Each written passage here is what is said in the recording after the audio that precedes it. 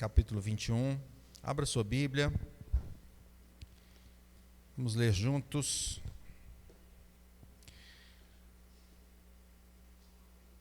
Pastor Marcelo e eu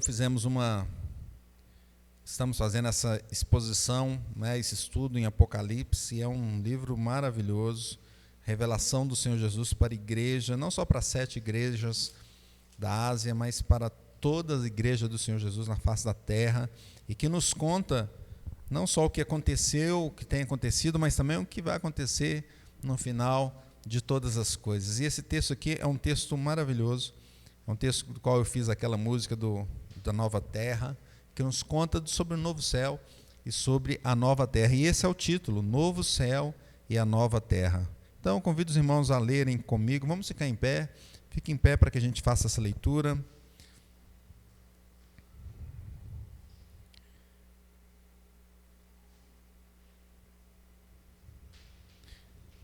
Vamos ler.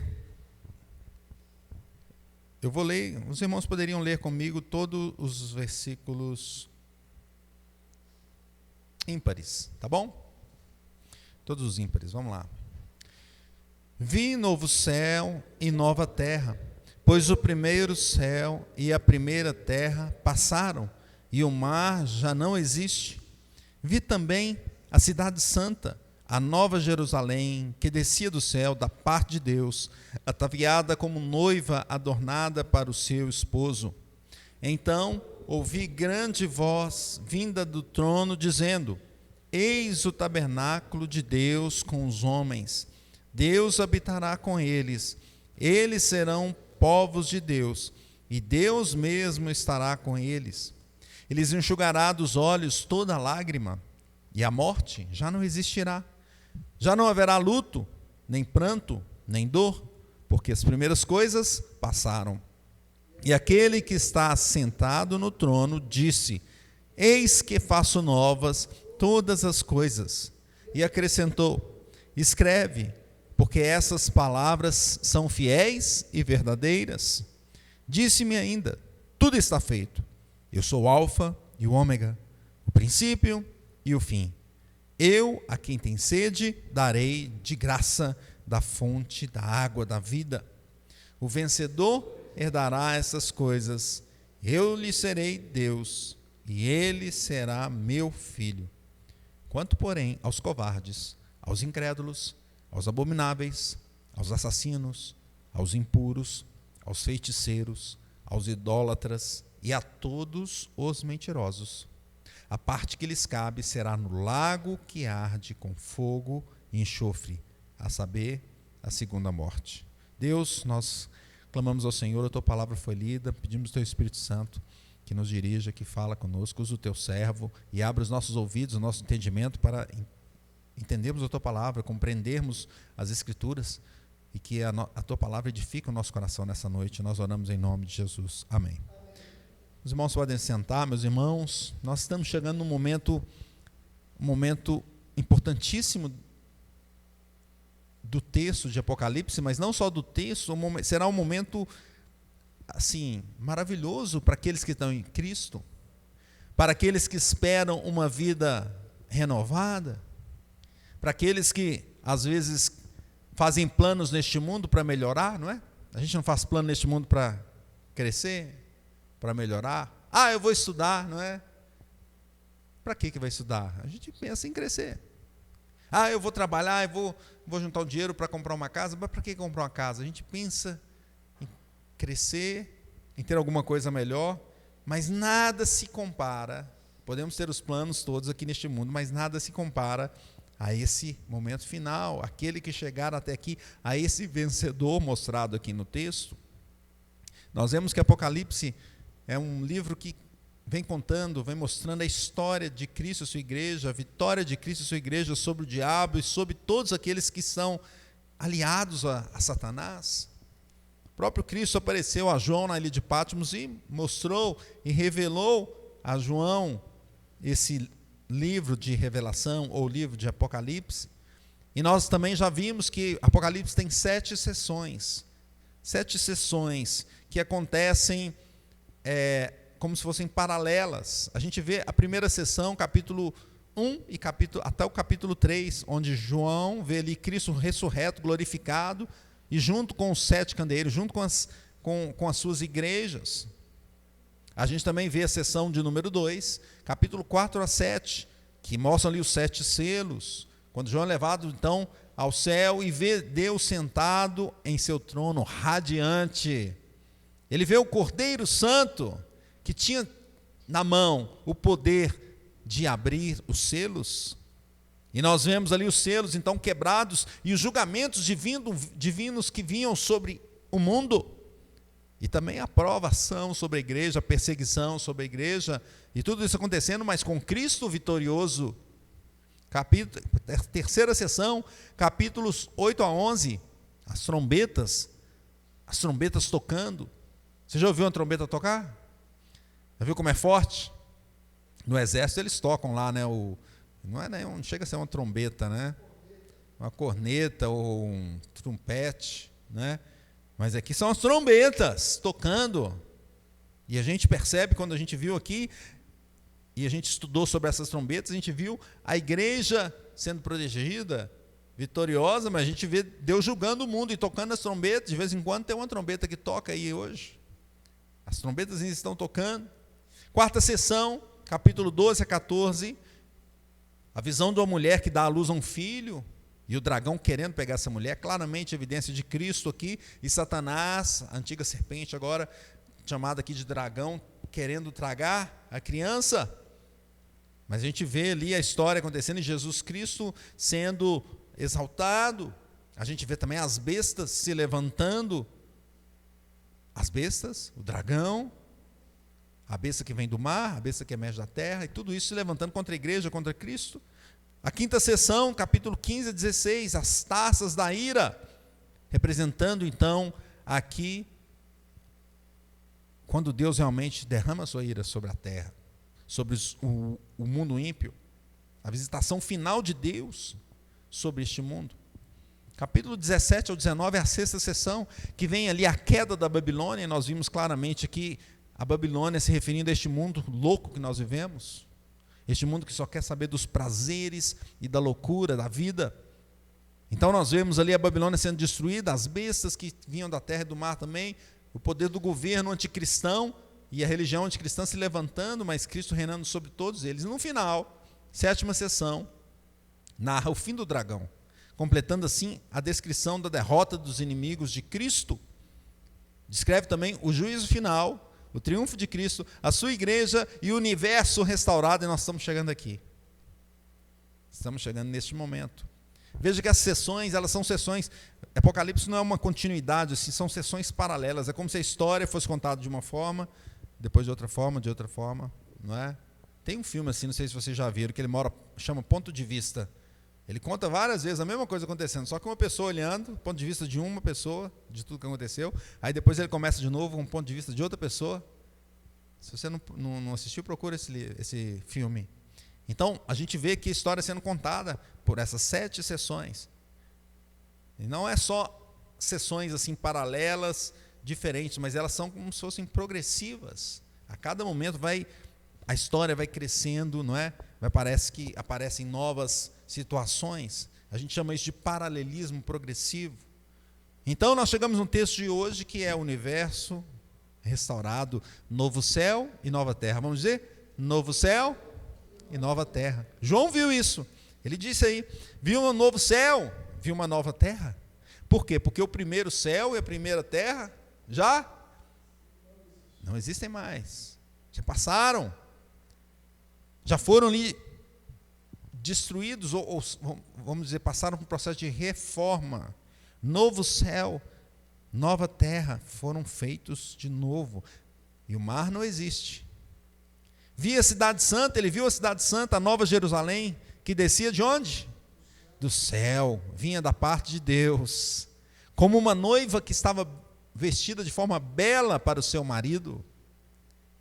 João também ouviu uma forte voz que vinha do trono e falava assim: vejam, o tabernáculo de Deus está no meio do seu povo. Deus habitará com eles, e eles serão o seu povo, o próprio Deus estará com eles. Glória a Deus. E ele continua dizendo, olha, e Deus vai enxugar dos olhos toda lágrima. Não haverá morte, não haverá tristeza, nem choro, nem dor, conforme o cântico que nós tivemos aqui. Todas essas coisas passaram para sempre. E aquele que estava sentado no trono disse, faço novas todas as coisas. Aleluia. Em seguida disse, escreva isso, pois o que lhe digo é digno de confiança. Essas palavras são fiéis e são verdadeiras. E João anotou lá com a sua caneta Bic, não sei se ele era uma Bic, né? João anotou tudo, não é? E disse mais, olha o que o Senhor falou, um texto conhecidíssimo por nós, está terminado. Eu sou o alfa e o ômega, quer dizer, o princípio e o fim. A quem tiver sede, darei de beber gratuitamente as fontes da água da vida. E ele diz, o vencedor, o vitorioso, ele herdará essas coisas, essas bênçãos todas. Eu serei seu Deus e ele será meu filho. E aqui ele faz um contraste muito grande com aquele que é o perdedor. O vitorioso, o vencedor, está em Cristo. O perdedor, aquele que não está em Cristo. E ele fala, os covardes, quem são esses? Os covardes, os incrédulos, os corruptos, os assassinos, os sexualmente impuros, os que praticam feitiçaria, os adoradores de ídolos e todos os mentirosos estão destinados ao lago de fogo que arde com enxofre. E ele finaliza, esta é a segunda morte. Meus irmãos, nós podemos ver neste texto que a consumação final culminará em novos céus e nova terra. E o que significa isso? Alguns argumentos, alguns pontos para pensarmos e para refletirmos nessa noite. Em primeiro, significa que a restauração de todas as coisas acontecerá. Tudo será restaurado. Vamos ler o versículo 1 juntos? Vi novo céu e nova terra, pois o primeiro céu e a primeira terra passaram e o mar já não existe. Meus irmãos, a redenção aqui, chegando nesse momento final, onde o cosmos está sendo restaurado. O que é o cosmos? Tudo que existe está sendo restaurado. Porque ele fala que viu novo céu e nova terra. Então, não está falando só da terra restaurada, não é? Não é só a terra aqui em si. A terra está amaldiçoada hoje por causa do pecado do homem. Ela será restaurada, mas não só a terra, também novos céus e nova terra. Tudo, o cosmos todo sendo restaurado. Então, pensando na terra, não teremos as ervas daninhas, os espinhos, os abrolhos. Isso tudo foi criado, vocês lembram lá em Gênesis, depois que o homem pecou, o Senhor falou, agora a terra era fácil de semear, era fácil de ter os frutos, de cultivar, agora não vai ser difícil, vai ter espinhos, vai ter abrolhos, vai ter as dificuldades da vida. A nova terra não terá mais isso. Então imagine essa terra com todo o potencial que ela tem, para o qual ela foi feita, agora numa nova dimensão, de uma forma maravilhosa, tudo funcionando perfeitamente, deixando tudo que é ruim para trás, tudo que não presta para trás, tudo sendo restaurado agora, as coisas renovadas. Que bênção! Que bênção! Veja o versículo 5, leia comigo. Aquele que está sentado no trono disse, eis que faço novas todas as coisas. E acrescentou, escreve, porque essas palavras são fiéis e verdadeiras. Então, meus irmãos, aqui nós não estamos dizendo uma historinha de ficção. Você já viu ficção? Sabe o que é ficção? Sabe, né? Quando você vai lá assistir um filme de... Qual filme de ficção que vocês gostam? Star Wars. Né? Ah, vou lá ver Star Wars. Gosto de falar assim, né? Com um sotaque Star Wars. Gringo. Ficção. Ah, não, eu gosto daquele filme. Vários filmes de ficção. Ou seja, é um filme que tenta colocar uma realidade que não existe. Mas aqui não é uma ficção. Aqui é uma palavra real. O Senhor disse a João, escreve, porque essas palavras são verdadeiras. Verdadeiras. Deus, o Criador de tudo, então Ele pode fazer essa restauração, Ele tem condições de fazer toda essa restauração, afinal foi Ele que criou, não foi? Ele não criou tudo? Todas as coisas? Então agora Deus traz uma nova terra, novo céu, uma nova educação, um novo ambiente, um novo lugar onde nós vamos habitar, um lugar onde tudo é correto, tudo é feito da melhor forma possível, até acima das nossas expectativas, onde todos os recursos são administrados corretamente, com equidade, onde os homens são justos. Não dá vontade de ir logo para essa cidade? A gente falando assim, puxa, onde a justiça, nessa terra só habitará a justiça. Que maravilha! Pedro também vislumbrou e falou sobre isso lá na sua segunda carta. Ele fala: nós, porém, segundo a sua promessa, esperamos novos céus e nova terra, nos quais habita a justiça. Veja, Pedro dizendo: olha, nós estamos esperando esse novo céu, essa nova terra, que o Senhor está preparando. A nova terra, esse mesmo planeta, mas ele renovado, restaurado, com uma qualidade superior.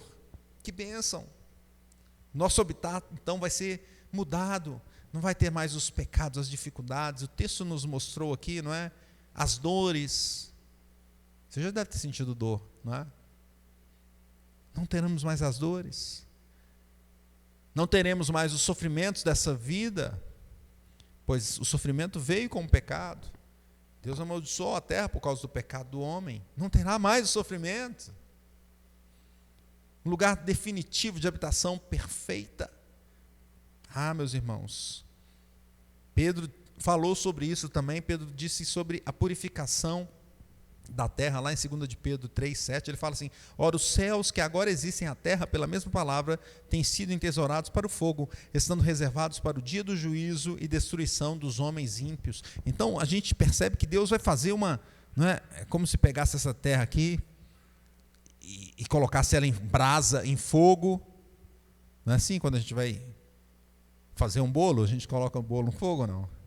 Mistura a massa lá e, né? Ou então o churrasco é melhor, porque o churrasco vai no fogo mesmo, né?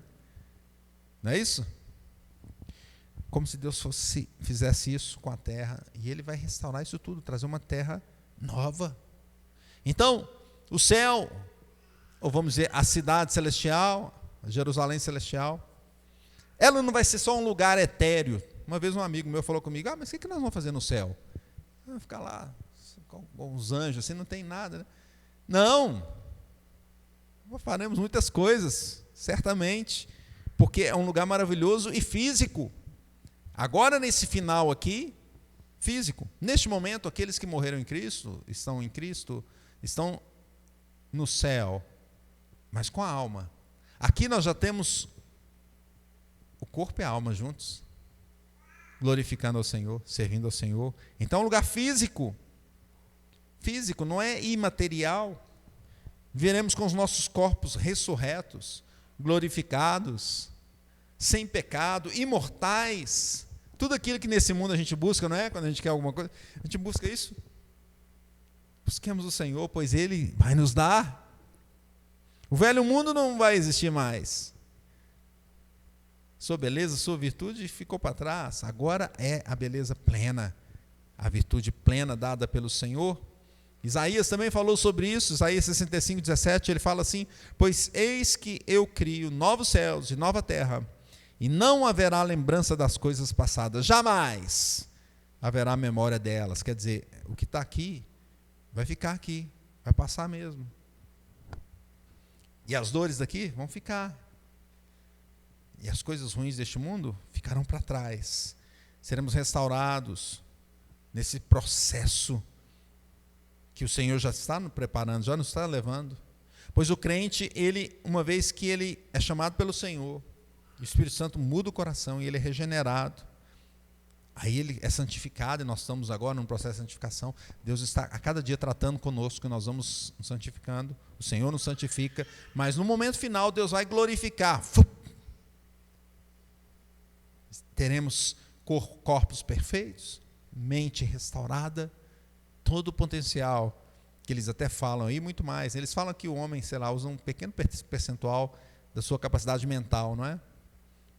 Nós vamos usar muito mais do que o 100%, porque vai ser uma capacidade muito maior do que nós temos.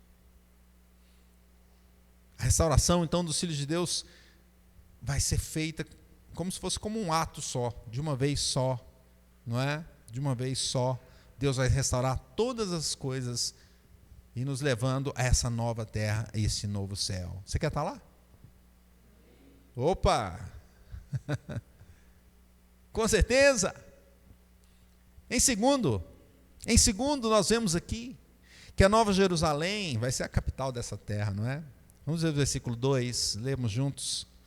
Vi também a cidade santa, a Nova Jerusalém, que descia do céu, da parte de Deus, ataviada como noiva adornada para o seu esposo. Então a Nova Jerusalém não vai ser como a antiga, nem como a Jerusalém do presente. Quem vai lá hoje vê aqueles muros lá da Lamentação, muros da Lamentações, está lá meio quebrado, parte do templo quebrada. Não, é uma cidade santa, eterna, uma cidade sem corrupção, uma cidade moralmente limpa, uma cidade que tem a precedência divina, vem do próprio Senhor. Nova Jerusalém, que vem de onde? Vem do céu, descia do céu. Não é o homem que vai construir. Não é como nós estudamos aqui em Esdras, né? A gente estudou Esdras, a reconstrução do templo. Neemias, reconstruindo os muros. Mas aqui ela vem diretamente de Deus, diretamente do Senhor. É a cidade que o próprio Abraão, o texto de Hebreus diz que Abraão aguardava a cidade que tem fundamentos, da qual Deus é o arquiteto e edificador. Olha só, Abraão lá, Gênesis, lá atrás, o pastor Marcelo está pregando Gênesis. Então Abraão já vislumbrava essa cidade que tem fundamentos, ou seja, fundamentos verdadeiros, porque o próprio Deus é que é o edificador dessa cidade, né? A Nova Jerusalém é uma cidade planejada como nenhuma outra. Nenhuma outra. E Abraão esperava essa cidade. Hoje, ele já deve estar mais próximo do que ela será, né? Ainda não fisicamente, ela não está aqui fisicamente, mas ele já está com Cristo. Todos aqueles que foram também já vislumbram isso até melhor do que nós que estamos aqui, mas nós também vislumbramos porque a palavra de Deus assim nos diz. Assim a palavra de Deus nos diz. A cidade celestial tem o edificador perfeito, o próprio Deus, meus irmãos. O seu arquiteto, aquele arquiteto da capital, da nova terra, através do seu Filho Jesus, edificando. Veja que, olha que texto bonito de João 14, Jesus falando aos seus discípulos, e ele fala assim, na casa de meu pai há muitas moradas, se assim não fora, eu vou-lhe teria dito, pois vou preparar-vos lugar. Olha então, olha que interessante, como que Jesus trata isso de uma forma tão amistosa, tão boa, dizendo assim, olha, tem moradas, e eu vou levar vocês, eu vou preparar o lugar, e quando eu for vos preparar o lugar, voltarei e vos receberei para mim mesmo. O próprio Jesus, meus irmãos, arquiteto, o próprio Jesus preparando a morada celestial. Já pensou nisso? Que bênção. Não é bom quando a gente vai na casa de alguém nos recebe bem? Às vezes a gente viaja, vai para a casa de algum amigo, vai lá para Valadares, né? A pessoa recebe bem, fala, não, você vai, dorme aqui nesse quarto aqui, te dá a melhor cama, te dá, não é? Você não sente assim, às vezes até constrangido. Imagina se a gente não vai ficar constrangido com essa cidade aqui. Dessa construção maravilhosa que Jesus está fazendo, e fala, venham benditos de meu Pai. Ah, que bênção, meus irmãos, que bênção. A cidade não é apenas uma referência à igreja redimida, mas ela é física, e também é junto com toda a igreja reunida, um lugar maravilhoso, adornado, para ficar eternamente a igreja com seu noivo, a cidade e a igreja, todos ali exaltando o Cordeiro Santo. Aleluia! Ah, meus irmãos, em terceiro lugar, veja que essa nova terra é um lugar onde ela é habitada pelo próprio Deus. Vamos ler versículo 3 juntos. Então, ouvi grande voz vinda do trono, dizendo: Eis o tabernáculo de Deus com os homens. Deus habitará com eles, eles serão povos de Deus, e Deus mesmo estará com eles. A gente pode lembrar um pouco de Deus andando com Adão no início, em Gênesis. A Bíblia nos diz que Deus ia lá no fim da tarde, não é isso? E andava com Adão, falava com ele. O próprio Deus estava ali. Contudo, a queda fez essa quebra, não foi? Fez essa quebra. Ali existia um jardim e o Senhor estava no jardim. E Adão, com o seu pecado agora, causa uma ruptura, uma quebra. E o Senhor tirou, então, esse contato, não é? Que ele tinha ali, pessoal. Ele tirou esse contato, ele abriu, então, colocou até os anjos ali para proteger a entrada do jardim. Porém, Deus, um pouco mais à frente, chama Abraão. E Deus, um pouco mais à frente, chama Moisés e chama o povo. E aí no deserto Deus fala assim: construa um tabernáculo. Para que, Deus, tabernáculo? Para eu ficar aí com vocês. Olha, Deus já mostrando um pouco sobre o tabernáculo, a presença dele com o povo. Deus se mostrava no fogo, na nuvem durante o dia, fogo durante a noite. São só vislumbres, não é? Mais à frente, um pouco bem à frente, vem Davi querendo construir o templo. E aí, quem constrói na verdade é Salomão. E aí Deus vem e habita no templo, não é? E o texto mostra que foi tão forte a presença de Deus que o povo, não é, ficou assim, extasiado. Mais à frente, o próprio Cristo, o próprio Jesus, que anda com os discípulos, não é? E aí Jesus vem nessa terra, ele chama os discípulos, come com eles. Tem um peixinho aí? Jesus falava assim. Agora, meus irmãos, um pouco depois de Cristo vem o Espírito Santo, que habita em nós. O Espírito Santo está em nós. Todos aqueles que se entregam ao Senhor Jesus, todos que são chamados, são transformados, o Espírito Santo está em nós. Contudo, agora nós enxergamos o momento final, onde já estaremos restaurados, glorificados. O Espírito Santo não precisará estar dentro de nós para nos santificar, mas estará em todo lugar, pois nós viveremos diante de Deus, diante da face de Deus, na nova terra, nos novos céus, nessa cidade maravilhosa. Que maravilha, que maravilha. Habitada pelo Senhor, o Senhor está em todo lugar dessa cidade. E nós não teremos medo do Senhor como Adão teve, querendo fugir de Deus, como muitas vezes hoje fugimos de Deus por causa do nosso pecado. Nós não faremos isso mais, porque nós não teremos pecado. Estaremos em perfeição diante do Senhor. Glória a Deus. Essa cidade, essa capital maravilhosa, onde estaremos ali em perfeita paz e perfeita harmonia. O que mais podemos ver, meus irmãos, este momento dessa nova terra, esse novo céu, dessa restauração? Nós vemos que a nova terra será livre de todo tipo de sofrimento. Vamos ler juntos o versículo seguinte, versículo 4. Vamos ler juntos. Ele lhes enxugará dos olhos toda lágrima, e a morte já não existirá. Já não haverá luto, nem pranto, nem dor, porque as primeiras coisas passaram. Especialmente, meus irmãos, por causa do pecado, nós temos um mundo de dores. O pastor Marcelo comenta que esse é um mundo de vale de lágrimas. E não é verdade? E não é verdade? Quantas dificuldades nós temos neste mundo, quanta opressão, contra perseguição, contra dor verdadeiramente, contra problema de saúde, quanta morte nós podemos ver. Contudo, o texto aqui agora está dizendo, olha, Deus vai enxugar dos olhos toda lágrima, ou seja, uma expressão linda essa, uma expressão que mostra que, olha, vai acabar o vale de lágrimas. Não tem mais o choro Não tem mais esse sofrimento que nós temos nessa terra. Não teremos mais os velórios, os enterros, os cemitérios, porque não terá mais morte.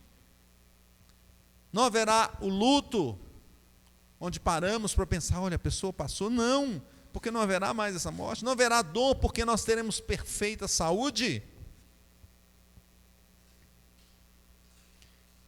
Não terá lágrimas, porque todas as tristezas vão ficar para trás, meus irmãos. As tristezas deste velho mundo não existirão mais. Não haverá sofrimento, porque a enfermidade não estará presente. Nenhum defeito físico estará em nós. Nenhum cansaço. Principalmente quando vai chegando o Zenta, depois do Zenta, né? O cansaço. Não terá mais. Não teremos decepções, não é? O sofrimento da alma, a depressão, a traição. Não teremos isso, meus irmãos. Tudo que faz parte deste mundo por causa do pecado será retirado. E aí nós podemos também voltar ao versículo de número 1, que fala assim: o mar já não existe. O mar já não existe. Né? A gente pode pensar, mas por que o mar já não existe? E aí nós temos algumas coisas interessantes que nós podemos ver na própria palavra, que fala sobre a besta vem do mar, uma besta que emerge do mar, perseguirá a igreja. Nós vemos também que em Isaías 57 tem um texto que fala sobre a confusão, que é o tumulto, que é e a perturbação, chamado como um mar agitado. 57:20 fala assim: mas os perversos são como o mar agitado, que não se pode aquietar, cujas águas lançam de si lama e lodo. Também Apocalipse, o próprio Apocalipse 20:13 fala: deu o mar os mortos que nele estavam, ou seja, representa também a morte, não é? Essa grande massa de água literal, né? É interessante, quando a gente chega no mar, até nos surpreende o mar, né? Mas você já ficou perto do mar agitado? Hã? Não? Você já viajou num barco no mar agitado? É. Ou então, você já ficou perto de um tsunami, no maremoto? Então, o mar mostra esse sentido do mal, essa presença forte, não é? Significa algumas coisas, que não haverá mais, por exemplo, a presença de Satanás, esse mal espiritual forte. Não terá mais o novo céu na nova terra. Não haverá confusão, perturbação da alma, ou mesmo física nessa nova criação, pois ela será harmônica, será pacífica. Não há mais lugar dos mortos. O mar já não vai trazer mais seus mortos, porque não tem mais mortos. É uma terra sem a presença do mal, meus irmãos, sem a presença do mal. Dr. Heber Campos diz que no paraíso restaurado certamente haverá muita água, para que não somente os homens, mas também os animais desfrutem dela. Mas com respeito à grande massa de água existente na terra hoje, o autor bíblico é enfático a dizer: no mar já não existe. Terá água, com certeza, mas não da forma como é hoje, que mostra todo esse mal, que mostra toda essa grandiosidade do mal nessa terra. De fato, alguns estudos mostram que o grande mar veio até depois do dilúvio, a organização como ele veio, não é?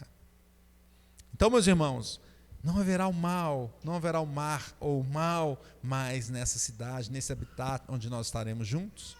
Quinto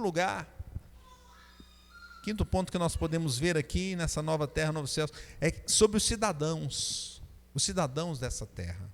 Os cidadãos da nova terra são vencedores e saciados. Vamos ler o versículo 6 juntos. E quem? Versículo 6. Disse ainda: tudo está feito, eu sou o alfa, o ômega, o princípio e o fim. O que tem sede darei de graça da fonte da água da vida. E o 7. O vencedor herdará essas coisas.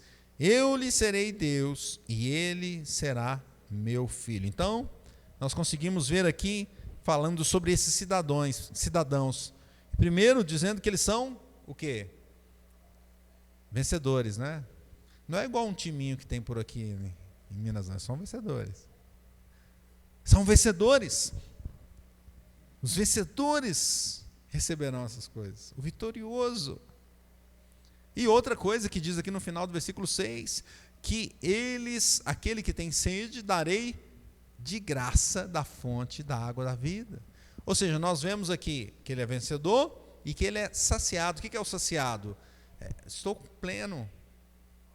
Estou bem. Tanto fisicamente como espiritualmente, como na alma. Lá em Mateus ele fala, quem tem sede de justiça, né, vai ser saciado. Quantas vezes nós olhamos para esse mundo em dificuldade e falamos, puxa, mas Deus, faça justiça, Senhor. Temos sede de justiça. O Senhor está dizendo, olha, você será saciado, a justiça será plena. Glória a Deus por isso. Aquele que tem sede, então, bebe de graça da água da fonte da vida, dessa água maravilhosa que o Senhor dá. E qual que é o preço? Nenhum, é de graça. O Evangelho hoje está, meus irmãos, aí nós estamos aqui de portas abertas, falando sobre o Evangelho de Cristo. Nós estamos aqui na internet falando do Evangelho de Cristo, é de graça. Não tem que pagar. Quanta coisa nesse mundo é cara, não é? Se você quiser ali assistir, eu falei do jogo, quiser assistir um jogo hoje, tem que pagar um precinho. Não, eu quero ir assistir um show lá na Europa, pressão. Né? Eu quero ir no hotel tal, lá na Ásia, pressão. Quanta coisa esse mundo nos cobra, meus irmãos. A salvação é de graça. Essa cidade vai receber de graça aquele que está em Cristo. Não precisa pagar. Não é mérito nosso. Nós temos que esforçar para tê-la, para comprá-la, para fazê-la. Não. Se alguém fala isso, é heresia. Como a igreja romana já cobrou para ter um lote no céu. Como alguns cobram para falar, não, você tem que dar para Deus te dar prosperidade. Deus dá, meus irmãos, pela graça dele. A salvação é graça do Senhor. Aí sim, depois que nós somos transformados, nós doamos, nós damos, nós servimos, porque o Senhor é que mudou o nosso coração. Ele é que nos faz vencedores, não é porque nós somos bons de bola, não. Nós somos ruim de bola mesmo. Muito ruim. Mas o Senhor nos faz vencedores em Cristo Jesus. Ele sim é o campeão. Ele é o Senhor. Os vencedores, aliás, Romanos diz que é mais do que vencedores. Mais do que vencedores, que bênção. Com Cristo vencemos o mundo, vencemos o pecado, vencemos as tentações dessa vida, vencemos o diabo, vencemos a nossa carne. Com Cristo somos mais que vencedores. Somos herdeiros de Deus, co-herdeiros de Cristo. Glória ao Senhor Jesus. E além de vencedores completos, saciados. Uma vez eu fui num evento onde o Bernardinho deu a palestra. O Bernardinho, que era técnico de vôlei, né? E ele é um cara muito enérgico, assim, né? Então ele falou que o Brasil tinha acabado de ganhar não sei se foi a Olimpíada ou um campeonato mundial, e ele já foi com o pessoal para o hotel e já treinando para o próximo. Eles, mas nós acabamos de ganhar, temos que comemorar. Falei, não, tem que preparar para o próximo. Não é assim que a gente vive nesse mundo, bem? Parece que a gente nunca está completo, nunca está saciado, conseguimos uma coisa, não, agora tem que ir mais. Meus irmãos, aqui nós chegaremos na plenitude, seremos saciados, estaremos plenos diante do Senhor, aleluia. O que mais nós podemos ver sobre essa cidade, meus irmãos? Em sexto lugar, agora os que não estão na cidade. Porque se no quinto lugar nós falamos dos cidadãos dessa terra, agora nós vamos ver os que não são cidadãos dessa terra. E aí? Vamos ver o versículo 8 juntos. Diz assim: quanto, porém, aos covardes, aos incrédulos, aos abomináveis, aos assassinos, aos impuros, aos feiticeiros, aos idólatras e a todos os mentirosos, a parte que lhes cabe será no lago que arde com fogo e enxofre, a saber, a segunda morte. Meus irmãos e ouvintes, o texto diz que o Senhor falou: escreve, pois essas palavras são verdadeiras. O fogo do inferno, o lago com fogo e enxofre, a segunda morte é real, é verdadeira. O texto é muito claro. E o texto coloca aqui, olha, os que não estiverem na cidade santa, celestial, em plenitude de vida, estarão na morte eterna. Na morte eterna. E o texto nos coloca algumas características desses que estarão no lago de fogo e enxofre. Ele coloca os covardes, ou seja, aqueles que não tiveram coragem de assumir a fé em Cristo. Ah, não, eu não sou crente, não. Ah, não, eu não quero Cristo, não. Não é? Covarde. Você é ou não é de Cristo? Você tem medo de se dizer que é de Cristo? Mas quanto aos prazeres do mundo, aí você não tem medo de dizer. O texto coloca mais os incrédulos. Quem são os incrédulos? Aqueles que não creem na fé, não têm fé, não aceitam o Evangelho, dizem assim: não, isso aí não é verdade, não confiem na palavra que o próprio Senhor disse, escreva, pois são verdadeiras, mas ele diz: não, elas não são verdadeiras. Ele não crê. Quem mais? Os abomináveis, aqueles que se entregam abertamente ao pecado e ao vício deste mundo, são abomináveis. Eles vão abertamente para o erro, não é assim? E hoje, cada vez mais nós vemos isso, não? Porque nós temos acesso à internet, e nós vemos pessoas que realmente se jogam no pecado, como o porco corre para a lama. É aquilo que ele quer, é aquilo que ele vai fazer, e ele não vai largar aquilo. São abomináveis, e eles ainda olham para os crentes e escarnecem de Deus, zombam da fé, zombam da virtude daqueles que procuram santidade, que procuram viver diante do Senhor. Eles zombam desses, e se puder, eles ainda vão obrigar a esses a não seguirem a Cristo. Eles vão proibir que a igreja se reúna, como tem em vários lugares do mundo. O texto coloca mais os assassinos, que tira a vida do outro, que vai contra a vida. Só Deus pode tirar a vida. Ele é autor da vida, ele pode tirar quando ele quiser. Ele é o Senhor, não os homens. Os assassinos tentam contra a vida do próximo para derramar sangue, ou às vezes tentam com a sua própria vida, não é? Tiram a sua própria vida. Ou então colocam isso de uma forma: não, a pessoa está sofrendo, vamos fazer uma eutanásia. Você está tirando a vida? Não, mas é. Você está tirando a vida? Não, mas o filho que eu tenho é um filho que está indesejável, vamos fazer o aborto. Você está tirando a vida? Aí começam as mentiras, nós já vamos entrar nela, começam a falar: não, mas não é vida ainda, até tantos meses não é vida, até tantos dias não é vida. Quem disse isso? O texto coloca mais: os impuros, que vivem na imoralidade, na pornografia, na prostituição, na fornicação, no adultério, no homossexualismo e todo tipo de impureza sexual. São os impuros. Faz parte dessa lista aqui, que não estarão na cidade santa. O texto traz mais: os feiticeiros, que vivem da prática de feitiçaria, do ocultismo, do espiritismo, invocam os mortos, querem falar com os mortos, não é? E nem entendem que falam é com demônios. E aí às vezes a gente acha isso bonito, né? Quem nunca assistiu Ghost e gosta de ver o filme, é legal o filme. Vai falar que não é legal, mas vai olhar o cerne da questão, vai olhar o que o filme está dizendo. As crianças, né, gostam de assistir lá o Prédio Azul, é assim? Tem uma feiticeirazinha lá. Detetive do Prédio Azul, não é isso? E ela a feiticeirazinha é a que todo mundo quer ser. Os feiticeiros, meus irmãos. O que mais o texto diz? Os idólatras.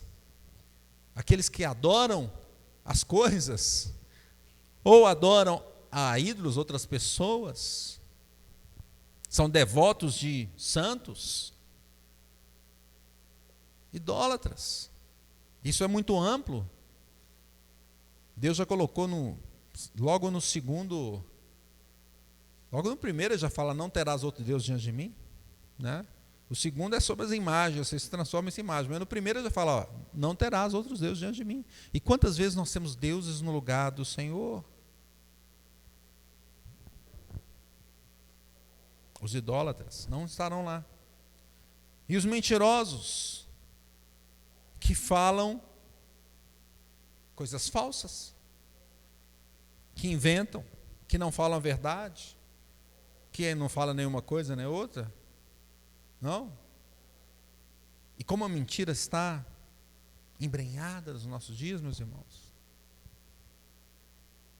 Dia desse, estava lá alugando um apartamento, a pessoa falou, eu falei com fulano que é tanto, mas você faria por tanto, mas era mentira, eu não tinha falado aquilo. E ela falou aquilo para mim como se fosse estou fazendo isso para te ajudar. Eu não pedi para fazer isso. Mentira. A mentira procede do diabo, meus irmãos. Ele é o pai da mentira. Os mentirosos não estarão no reino dos céus. Os mentirosos não estarão lá. Mas onde que estará? Essa lista toda aqui vai estar onde? Se não está na cidade celestial, se não está no céu, no novo céu, vai estar onde, meus irmãos? Na nova terra. Onde que eles estarão? O texto diz claramente, no lago que arde com fogo e enxofre. E ele fala aqui, essa é a segunda morte. Que tristeza para esses que não estão em Cristo. Se por um lado a gente viu todo essa beleza da cidade santa, da maravilhosa graça de Deus nos levar para ela, e de vivermos ali numa vida plena, sem pecado, sem dores, sem dificuldades. Por outro lado, aqueles que não aceitarem a Cristo, que continuarem seguindo essas práticas aqui, e cada vez mais querendo praticá-las, meus irmãos, claramente vão sofrer eternamente.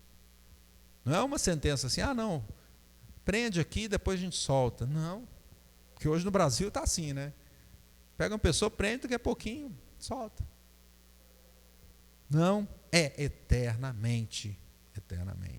Concluindo, meus irmãos, Deus vai consumar todas as coisas.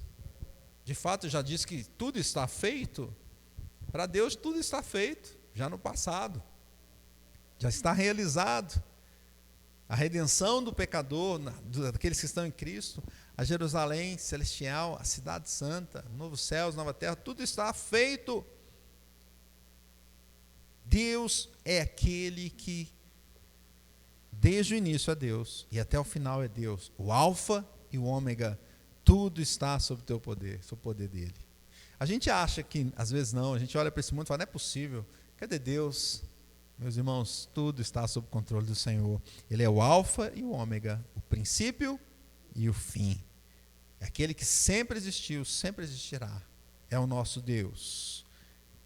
É Ele que vai fazer isso. Ele mesmo que vai fazer. Não é um plano da ONU, da OMS. É o Senhor que vai fazer. E mais, Ele declara aqui, e Ele fala, podes crer, pois é fiel essa palavra, ela é verdadeira, essa palavra. Então, como viveremos? Aplicações para as nossas vidas. Em primeiro lugar, viveremos com esperança. Esperança dessa chamada final, da consumação final, deste momento final, onde nós estaremos eternamente com o Senhor. Isso enche o nosso coração, isso nos dá tranquilidade, isso nos dá alegria mesmo no mundo de lágrimas, isso nos faz vivermos olhando para o céu, mesmo que estamos ainda pisando na velha terra. Já olhamos para a nova terra onde nós vamos pisar? Nos dá esperança de ter uma vida que vale a pena, uma vida com o Senhor, porque não tem outra vida que vale a pena a não ser com o Senhor Jesus Cristo. Vivemos com essa esperança, viveremos assim. Em segundo lugar, viveremos anunciando essa mensagem. Anunciando para que todos aqueles que estão nessa lista aqui, que praticam essas coisas aqui, fujam logo delas. Deixa logo. Pois o texto é claro, esses aqui não entrarão no reino dos céus. Meus irmãos e ouvintes, ainda estamos vivendo no momento da graça. As trombetas estão tocando. Muitos querem tampar os ouvidos e achar que não existe um momento de final, de encontro de contas, vamos dizer assim, de dar contas das suas ações neste mundo diante do Senhor. Mas esse momento vai chegar. Como você estará até lá? Você estará entre os vencedores ou você estará entre aqueles que não entrarão na cidade celestial? Que Deus tenha misericórdia de nós e que nós todos nos encontremos lá para a honra e glória do Senhor Jesus. Que Deus abençoe.